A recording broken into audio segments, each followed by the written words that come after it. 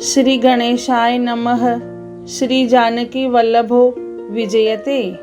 श्री रामचरितमानस प्रारंभ करते हैं। जय सिया राम।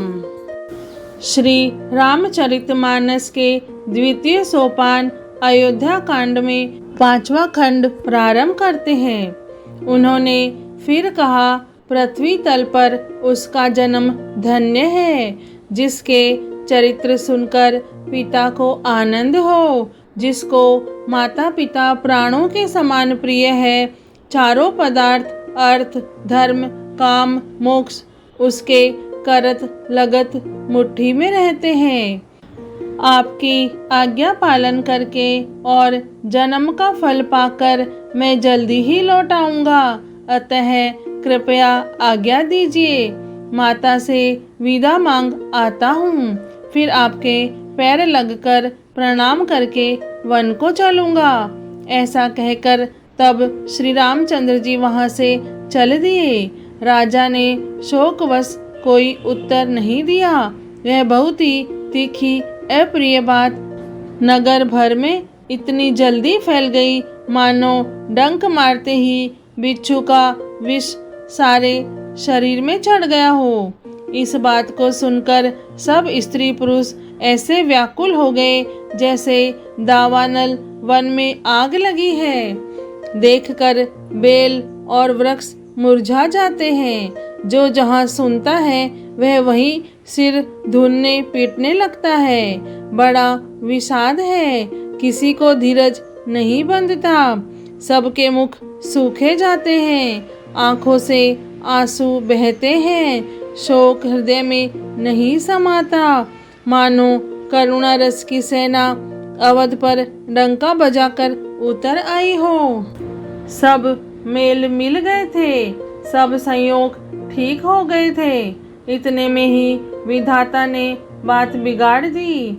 जहाँ तहाँ लोग केकई को गाली दे रहे हैं। इस पापिन को क्या सूझ पड़ा जो इसने छाए घर पर आग रख दी। यह अपने हाथ से अपनी आँखों को निकालकर आँखों के बिना ही देखना चाहती है और अमृत फेंक कर विष चखना चाहती है।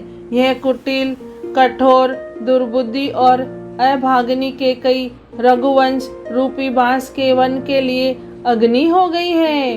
पत्ते पर बैठकर इसने पेड़ को काट डाला। सुख में शोक का ठाट ठटकर रख दिया। श्री रामचंद्र जी इसे सदा प्राणों के समान प्रिय थे। फिर न जाने किस कारण इसने यह कुटिलता ठानी। कवि सत्य ही कहते हैं कि स्त्री का स्वभाव सब प्रकार से पकड़ में न आने योग्य अथाह और भेद भरा होता है। अपनी परिछाई भले ही पकड़ी जाए, पर भाई स्त्रियों की गति चाल नहीं जानी जाती। आग क्या नहीं जला सकती, समुद्र में क्या नहीं समा सकता। अबला कहाने वाली प्रबल स्त्री जाति क्या नहीं कर सकती, और जगत में काल किसको नहीं खाता। विधाता ने क्या सुनाकर क्या सुना दिया और क्या दिखाकर अब वह क्या दिखाना चाहता है। एक कहते हैं कि राजा ने अच्छा नहीं किया, दुर्बुद्धि केकई को विचार कर वर नहीं दिया। जो हट करके केकई की बात को पूरा करने में अड़े रहकर स्वयं सब दुखों के पात्र हो गए। स्त्री के विशेष वश होने के कारण मानो उनका ज्ञान और गुण जाता रहा। एक दूसरे जो धर्म की मर्यादा को जानते हैं और सयाने हैं, वे राजा को दोष नहीं देते। वे शिबी दधीची और हरिश्चंद्र की कथा एक दूसरे से बखान कर कहते हैं। कोई एक इसमें भरत जी की सम्मति बताते हैं, कोई एक सुनकर उदासीन भाव से रह जाते हैं, कुछ बोलते नहीं। कोई हाथों से कान मूंदकर और जीभ को दांत तले दबाकर कहते हैं कि यह बात झूठ है। ऐसी बात कहने में तुम्हारे पुण्य नष्ट हो जाएंगे। भरत जी को तो श्री रामचंद्र जी प्राणों के समान प्यारे हैं। चंद्रमा चाहे शीतल किरणों की जगह आग की चिंगारियां बरसाने लगे और अमृत चाहे विष के समान हो जाए, परंतु भरत जी स्वप्न में भी कभी श्री रामचंद्र जी के विरुद्ध कुछ नहीं करेंगे। कोई एक विधाता को दोष देते हैं जिसने अमृत दिखाकर विष दे दिया। नगर भर में खलबली मच गई। सब किसी को सोच हो गया। हृदय में दुसह जलन हो गई। आनंद उत्साह मिट गया।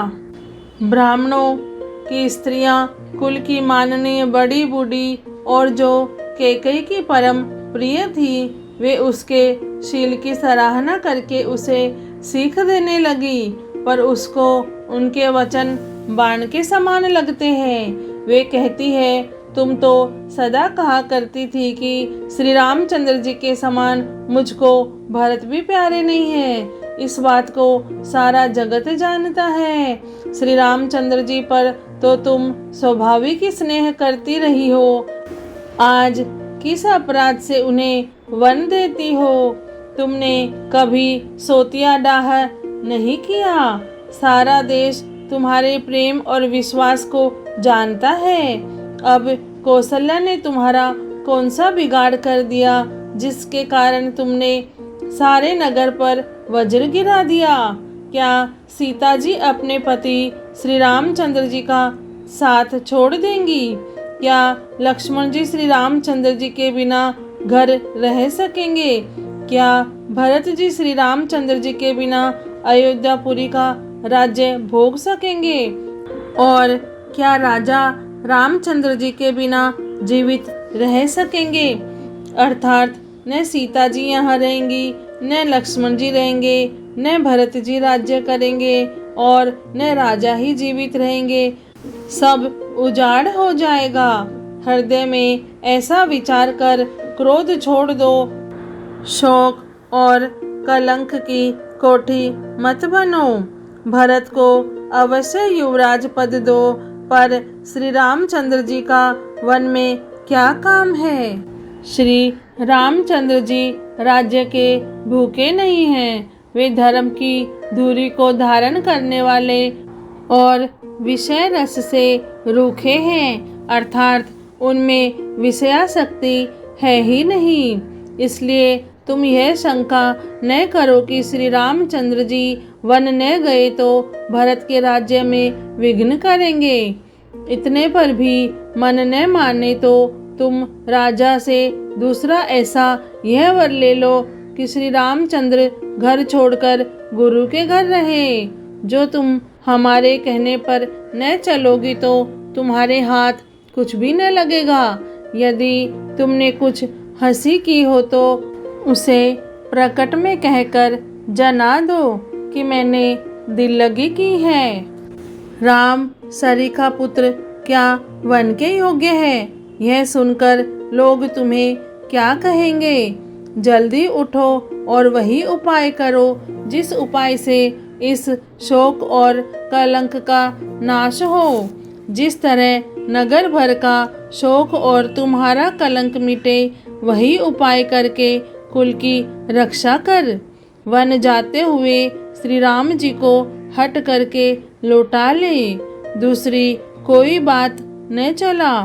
तुलसीदास जी कहते हैं, जैसे सूर्य के बिना दिन, प्राण के बिना शरीर और चंद्रमा के बिना रात निर्जीव तथा शोभाहीन हो जाती है, वैसे ही श्री रामचंद्र जी के बिना अयोध्या हो जाएगी। हे भामिनी, तू अपने हृदय में इस बात को समझ विचार कर देख तो सही। इस प्रकार सखियों ने ऐसी सीख दी जो सुनने में मीठी और परिणाम में हितकारी थी, पर कुटिला कुबरी की सिखाई पढ़ाई हुई कैकेयी ने इस पर जरा भी कान नहीं दिया। कैकेयी कोई उत्तर नहीं देती। वह दुसह क्रोध के मारे रूखी बेमुरवत हो रही है। ऐसी देखती है मानो भूखी बागिन हरिणियों को देख रही हो। तब सखियों ने रोग को असाध्य समझकर उसे छोड़ दिया। सब उसको मंद बुद्धि अभागिनी कहती हुई चल दी। राज्य करते हुए इस कैकई को देव ने नष्ट कर दिया। इसने जैसा कुछ किया वैसा कोई भी न करेगा।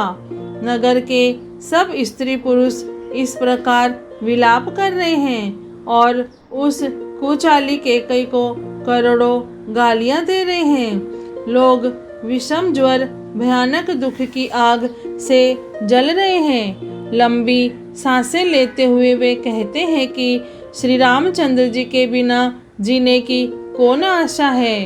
महान वियोग की आशंका से प्रजा ऐसी व्याकुल हो गई है मानो पानी सूखने के समय जलचर जीवों का समुदाय व्याकुल हो। सभी पुरुष और स्त्रियां अत्यंत विषाद के वश हो रहे हैं। स्वामी श्री रामचंद्र जी की माता कौशल्या के पास गए। उनका मुख प्रसन्न है और चित्त में चौगुना चाव उत्साह है। यह सोच मिट गया है कि राजा कहीं रख न ले। श्री राम जी को राज तिलक की बात सुनकर विषाद हुआ था कि सब भाइयों को छोड़कर बड़े भाई मुझको ही राज तिलक क्यों होता है। अब माता कैकई की आज्ञा और पिता की मौन सम्मति पाकर वह सोच मिट गई है। श्री रामचंद्र जी का मन नए पकड़े हुए हाथी के समान और राज तिलक उस हाथी के बांधने की कांटेदार लोहे की बेड़ी के समान है। वन जाना है यह सुनकर अपने को बंधन से छूटा जानकर उनके हृदय में आनंद बढ़ गया है। रघुकुल तिलक श्री रामचंद्र जी ने दोनों हाथ जोड़कर आनंद के साथ माता के चरणों में सिर नवाया। माता ने आशीर्वाद दिया, अपने हृदय से लगा लिया और उन पर गहने तथा कपड़े नौछावर किए। माता बार बार श्री रामचंद्र जी का मुख चूम रही है।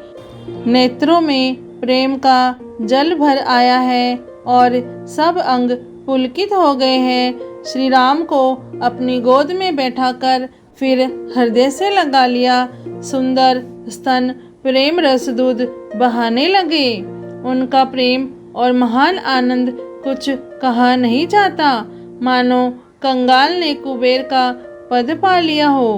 बड़े आदर के साथ सुंदर मुख देखकर माता मधुर वचन बोली, हे तात, माता बलिहारी जाती है।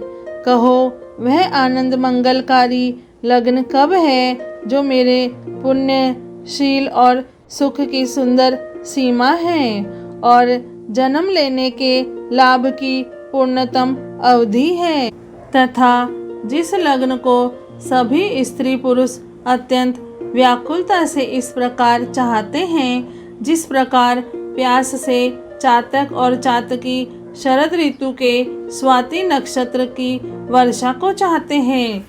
हे तात, मैं बलैया लेती हूँ, तुम जल्दी नहा लो और जो मन भावे कुछ मिठाई खा लो। भैया तब पिता के पास जाना, बहुत देर हो गई है, माता बलिहारी जाती है। माता के अत्यंत अनुकूल वचन सुनकर जो मानो स्नेह रूपी कल्प वृक्ष के फूल थे, जो सुख रूपी मकरंद पुष्प रस से भरे थे और श्री राजलक्ष्मी के मूल थे, ऐसे वचन रूपी फूलों को देखकर श्री रामचंद्र जी का मन रूपी भोरा उन पर नहीं भूला। धर्म धुरीन श्री रामचंद्र जी ने धर्म की गति को जानकर माता से अत्यंत कोमल वाणी से कहा, हे माता, पिताजी ने मुझको वन का राज्य दिया है जहाँ सब प्रकार से मेरा बड़ा काम बनने वाला है। हे माता, तू प्रसन्न मन से मुझे आज्ञा दे जिससे मेरी वन यात्रा में आनंद मंगल हो। मेरे स्नेहवश भूल कर भी डरना नहीं। हे माता, तेरी कृपा से आनंद ही होगा। 14 वर्ष वन में रहकर पिताजी के वचन को प्रमाणित सत्य कर फिर लौटकर तेरे चरणों का दर्शन करूंगा। तू मन को मलान दुखी न कर। रघुकुल में श्रेष्ठ श्री राम जी के ये बहुत ही नम्र और मीठे वचन माता के हृदय में बाण के समान लगे और कसकने लगे।